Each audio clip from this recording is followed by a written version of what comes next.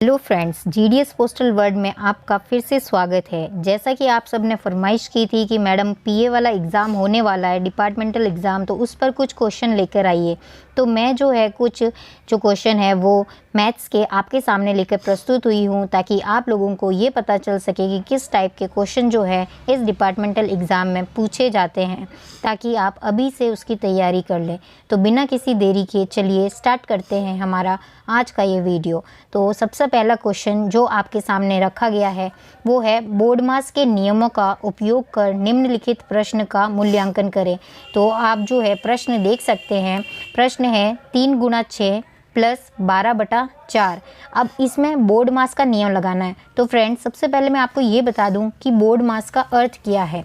तो इसका मैंने डिटेल में आपको बता दूं। बी यानी ब्रैकेट होता है, यानी कोई भी वस्तु जो ब्रैकेट में लिखी गई है उसको आप जो है सबसे पहले उसका सॉल्यूशन करेंगे। उसके बाद होता है ओ यानी ऑफ, ठीक है। उसके बाद जो डी है, डी यानी डिवीज़न है। उसके बाद एम मल्टीप्लिकेशन यानी कि गुणा करना है, ए से एडिशन करना है, और एस जो है वो सब्सट्रैक्शन करना है, ठीक है। उसके बाद मैं आपको जो है इसका सोल्यूशन करके बताती हूँ।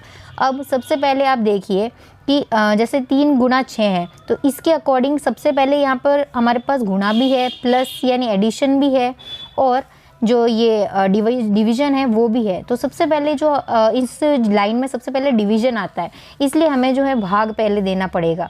तो इसलिए सबसे पहले इसको हम ऐसे लिख सकते हैं कि 3 गुणा 6 प्लस पहले 12/4 जो कि 3 के बराबर होता है। अब नेक्स्ट हमें करना होगा मल्टीप्लाई।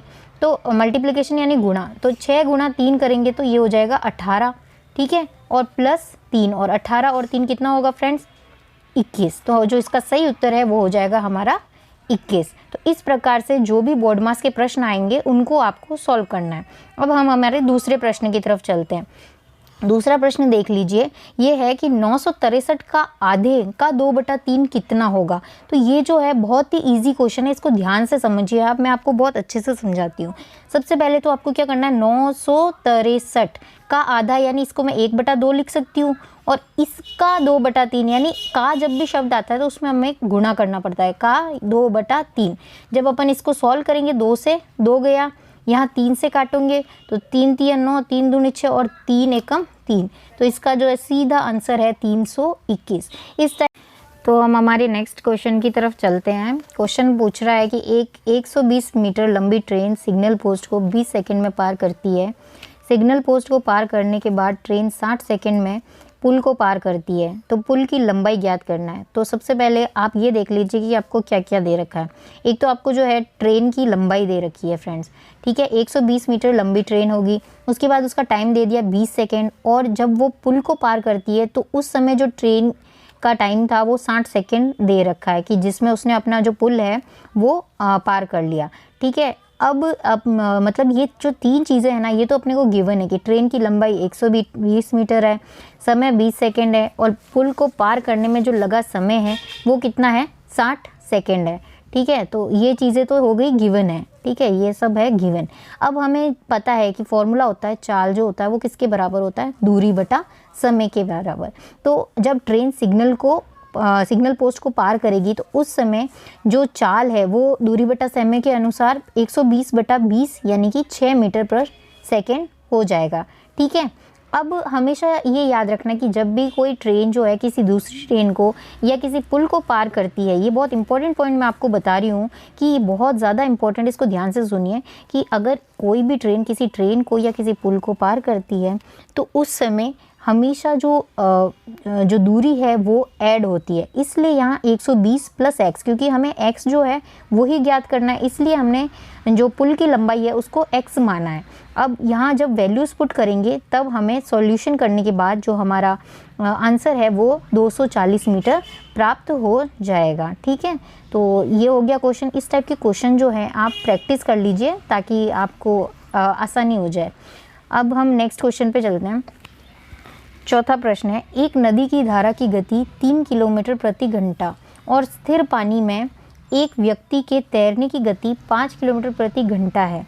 तो तदनुसार उस व्यक्ति को धारा के साथ 26 किलोमीटर तैरने में कितना समय लगेगा। तो सबसे पहले तो मैं आपको ये बता दूं कि जो टोटल गति हो रही है ना, टोटल गति, तो ये जो है मान लो ये जो टोटल गति है टोटल वो हो जाएगी 3 और 5, 3 और 5 कितना हो जाएगा 8 के बराबर हो जाएगी। ठीक है, तो ये 8 हो जाएगी, तो 8 किलोमीटर प्रति घंटा तो हो जाएगी धारा के साथ व्यक्ति की चाल। ठीक है, तो इसलिए अब जो तैरने में लगा समय कितना है उसका 26 किलोमीटर है, तो 26/8 करेंगे और 26/8 करने पर जो हमारा आंसर होगा वो कितना आ जाएगा 26/8। तो इसको जब अपन करेंगे ना, तो वैसे तो ये पहले जो है 2 से भाग हो जाएगा इसका, तो 2 चौके 8 और 2 एकम 2 और 2 तिया 6। जब इसको अपन ऐसे मिक्स फ्रैक्शन में लिखेंगे तो 4 3 1/4 जो है इसका आंसर आ जाएगा। ठीक है, अब नेक्स्ट क्वेश्चन की तरफ बढ़ते हैं। ये वापस से बॉडमास का नियम आ गया है, तो मैं चाहती हूँ कि जिन फ्रेंड्स को थोड़ी भी डाउट है तो वो इस क्वेश्चन को लीजिए और हल कीजिए और मुझे कमेंट कीजिए कि आपका जो है क्या आंसर आ रहा है। तो इसको अपन सॉल्व करते हैं। तो सबसे पहले वही है बॉडमास का नियम, तो सबसे पहले मैं आप लोगों के लिए लिख लेती हूँ BODMAS। ठीक है, तो अब सबसे पहले क्या आ रहा है ब्रैकेट आ रहा है, तो हमें क्या वो करना होगा कि ये ब्रैकेट वाली चीज़ है ना, इसको पहले सॉल्व करना पड़ेगा।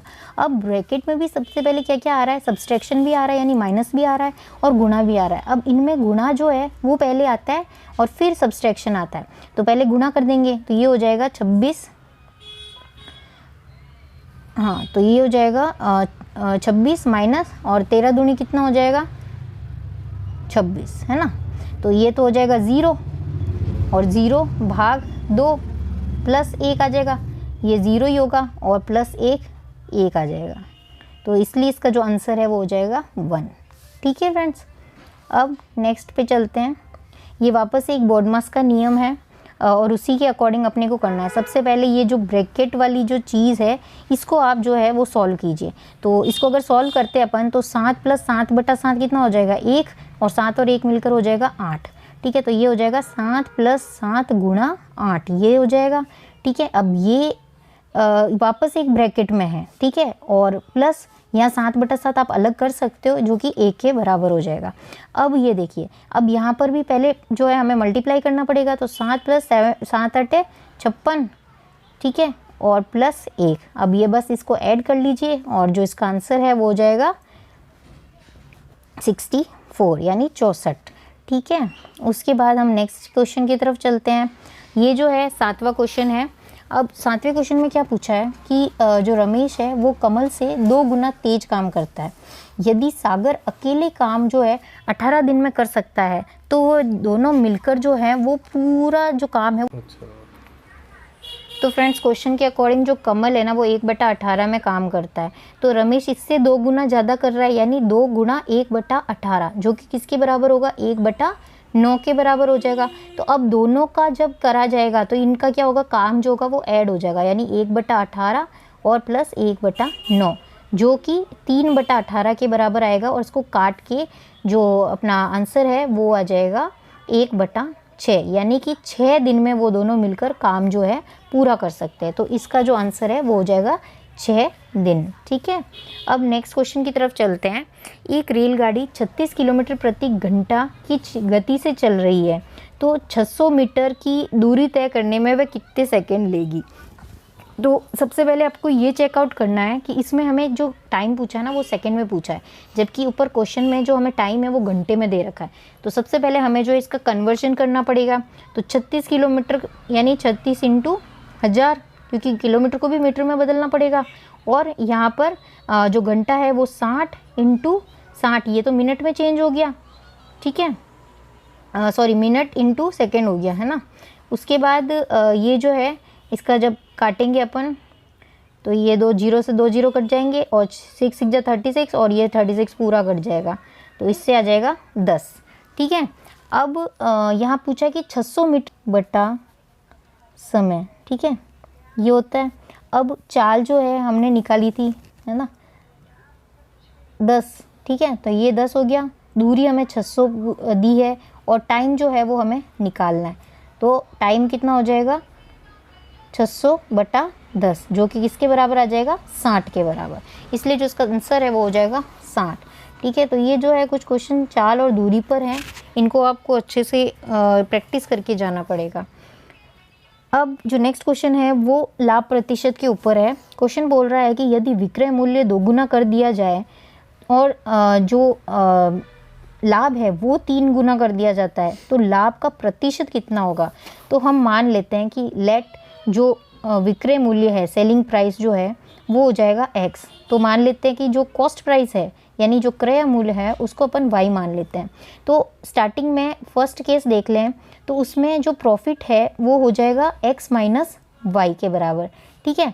अब x माइनस वाई, तो अब ये बोल रहे हैं कि जो विक्रय मूल्य है उसको दुगुना कर रहे हैं, यानी कि जो x है उसको दुगुना करने पर ये हो जाएगा 2x और y में कोई चेंजेस है नहीं, तो लाभ कितना होगा? 3 गुना हो जाएगा, तो ये 3p के बराबर हो जाएगा। और हम जो है वो जानते हैं, अब हम जानते हैं जो p है ना वो x माइनस वाई के बराबर था, तो यहाँ से इसको जब वैल्यू पुट करेंगे तो ये हो जाएगा 2x माइनस वाई बराबर 3x माइनस 3y, ठीक है। तो इसलिए जो लाभ परसेंट हो जाएगा वो हो जाएगा अपना x minus Y upon Y के बराबर, जो कि x minus Y upon Y into 100 के बराबर, ठीक है। और जो कि इक्वल टू आ जाएगा 100%। तो जो हमारा जो आंसर है वो हो जाएगा 100%, ठीक है। अब नेक्स्ट क्वेश्चन और लास्ट क्वेश्चन की तरफ चलते हैं। 10th क्वेश्चन बोल रहा है कि 450 रुपये की राशि का 4.5% साधारण ब्याज की दर से 81 रुपये ब्याज प्राप्त करने के लिए कितना समय लगेगा? तो हम सब जानते ही हैं, बहुत इजी क्वेश्चन होता है कि जो सिंपल इंटरेस्ट होता है इसका फॉर्मूला होता है P into T into R divide by 100, ठीक है। तो अब सिंपल इंटरेस्ट हमें दे रखा है 81, ठीक है, और P हमें दे रखा है 450, टाइम हमें निकालना है, R दे रखा है 4.5%, ठीक है। और जब हम इसको सॉल्व करेंगे तो T जो है वो आ जाएगा 81 इंटू 100 और अपॉन 450 इंटू 4.5, ठीक है। यहाँ से पॉइंट अगर हटा दें इसका तो ऊपर 10 आ जाएगा, ठीक है। और जब इनको सॉल्व करेंगे तो हमारा जो टाइम है वो जो है T है वो 4 के बराबर आ जाएगा, तो जो इसका 4 है वो सही आंसर होगा। तो फ्रेंड्स ये थे हमारे आज के सारे वीडियो, होप आप लोगों को बहुत अच्छा लगा हो।